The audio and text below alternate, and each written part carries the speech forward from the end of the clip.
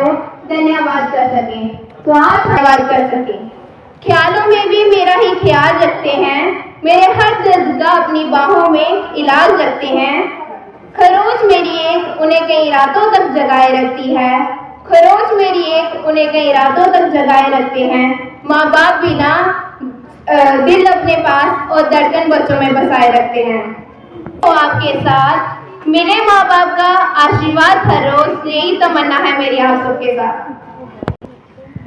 Now we will have our lighting ceremony as a tribute to Mother Saraswati, the goddess of knowledge. I request you to Honorable Chief Guest Shri Mataji, Rakesh Sharma ji, Gupta.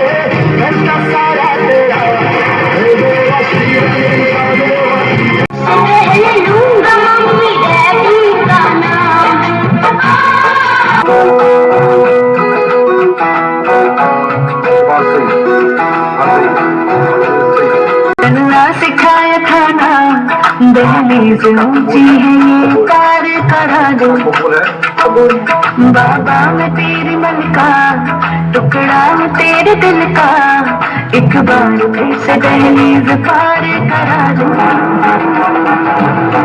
मुड़ के दादी को दिलबरो, मुड़ के दादी को दिलबरो, मुड़ के दादी को दिलबरो।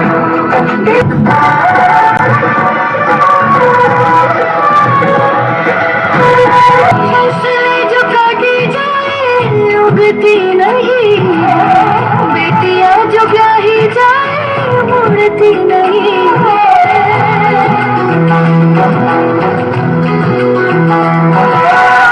फसलें जो काटी जाए।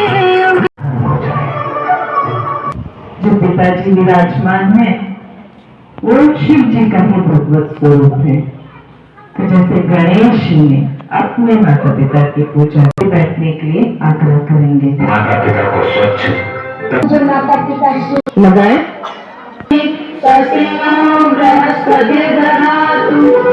अब पे लगाएंगे। जन करूं मैं माता पिता का निज संस्कृति अपनाऊं, गुरुवर के संकेत पितर जीवन सफल बना दिखाता। अब जो ये फूल उनके माथे पे वर्षा करेंगे।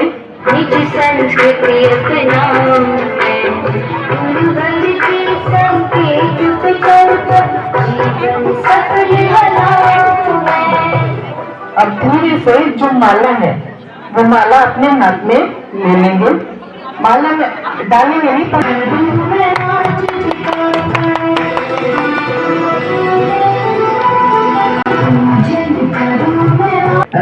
जाएंगे।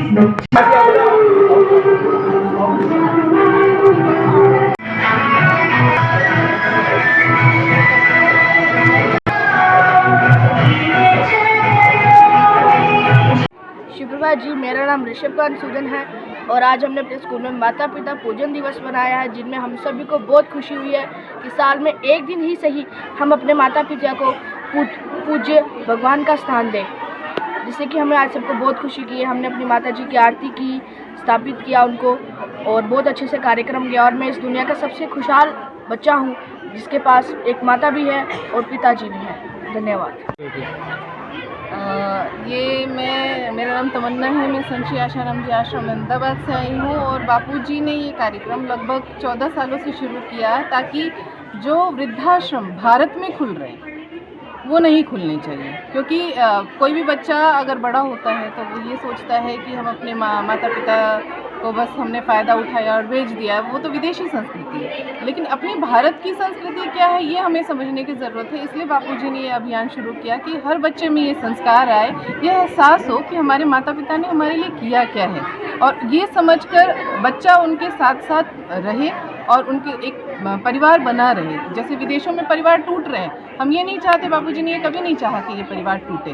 तो भारत में भी बच्चों में संस्कार रहे, और हमारी संस्कृति सबसे उत्तम है। ये उत्तम संस्कृति अब ये भैया सिर्फ यहाँ नहीं, 167 देशों में ये कार्यक्रम बहुत भव्य तरीक़ों से मनाया जा रहा है। तो भारत में तो ये मनना ही चाहिए, क्योंकि अपनी संस्कृति है। जैसे गणेश जी ने अपने माता पिता की पूजा की थी, वैसे बच्चे यहाँ करते हैं, आरती करते हैं, पूजन करते हैं। बड़ा भावमय दृश्य होता है बच्चों का, बच्चे भी भावुक हो जाते हैं, माता पिता, और फिर ऐसा भावपूर्ण वातावरण में बच्चों को समझ में आने लगता है। फिर माता पिता को भी लगता है कि हाँ भाई, हमें भी अच्छा पालन पोषण देना चाहिए।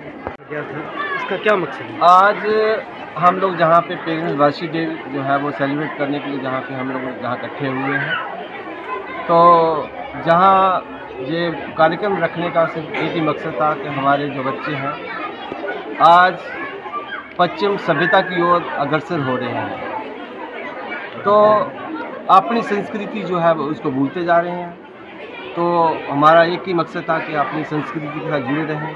जो पेरेंट्स वर्शिप डे था, जहाँ पे बच्चों ने अपने माता पिता का विधि पूर्वक पूजा करके उनका आरती उतार के जहाँ पे ये पूजा की है। तो इसी तरीके से हम लोग पहले भी ये पिछले साल भी हमने जो प्रोग्राम है लगातार पिछले 4-5 साल से करते आ रहे हैं। तो जहाँ एक ही मकसद रहता कि आज जो बच्चे हमारे बिगड़ते जा रहे हैं, नशे की ओर जा रहे हैं, जहाँ और बहुत सी बुरी लत लग गई हैं, तो कम से कम बच्चों को एक दिन ये एहसास हो कि जिन माता पिता ने हमारे लिए इतनी कुर्बानियाँ दी हैं, इतना त्याग किया, इतना अपना सारी जो पूंजी है वो लगा देते हमारे ऊपर।